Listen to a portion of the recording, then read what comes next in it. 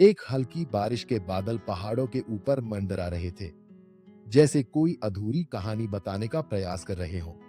नीचे घाटी में बसा एक छोटा सा गांव था, जहां अमन अपनी जिंदगी के उद्देश्य को ढूंढने में उलझा हुआ था। अमन 28 साल का युवक गांव के एक स्कूल में शिक्षक था, पर मन में असंतोष की गहरी खलिश लिए घूमता था। माथे पर भौहों के बीच स्थायी लकीरें और आंखों में एक अनकही प्यास दिखती थी। स्कूल के बाहर एक पीपल का पेड़ खड़ा था, जैसे जीवन के अनगिनत रहस्यों का बोझ अपने अदृश्य कंधों पर लिए।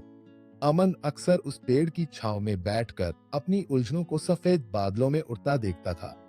गांव के दूसरे छोर पर एक बड़ा बाजार था, जहां दुनिया की चकाचौंध और दौड़ ने अपनी पहचान बना ली थी। अमन को लगता था कि इस चकाचौंध में शायद उसका सच्चा उद्देश्य कहीं छिपा है। एक दिन बाजार से लौटते वक्त अमन ने देखा कि एक बूढ़ा व्यक्ति उसी पीपल के पेड़ के नीचे बैठा था। उसकी आंखों में शांत स्वीकृति थी और हाथों में एक पुरानी घड़ी, जो समय के अपार अनुभव को समेटे हुए थी। अमन ने करीब जाकर पूछा, बाबा, क्या आप कभी अपने जीवन से संतुष्ट थे? बूढ़े ने मुस्कुराकर कहा, संतोष भीतर से आता है, बाहर की दौड़ से नहीं।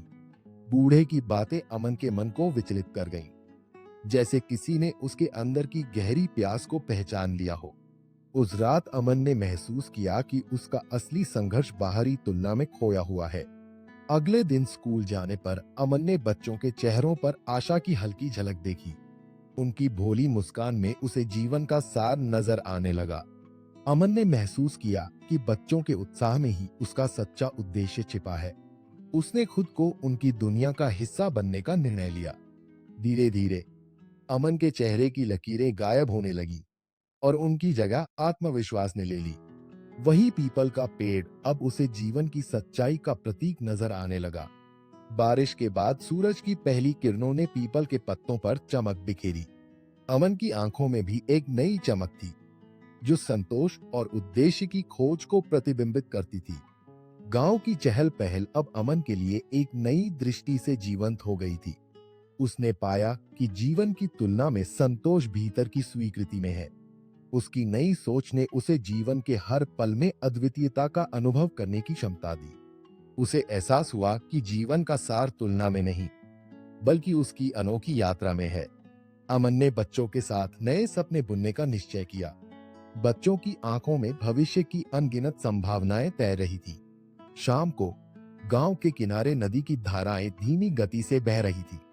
अमन ने महसूस किया कि जीवन की हर धारा अपने रास्ते पर अद्वितीय है। पीपल के पेड़ के नीचे बैठकर उसने वो पुरानी घड़ी वापस देखी। उसे अब यह प्रतीत हुआ कि समय का असली मूल्य उसके सार्थक बिताए क्षणों में है। अंत में अमन ने महसूस किया कि जीवन के सारे उत्तर बाहरी तुलना में नहीं, बल्कि अंतरतम की समझ में छिपे हैं। उसकी यात्रा अब शुरू हो चुकी थी, संतोष की दिशा में, जहां कोई तुलना नहीं, सिर्फ आत्मा की शांति है।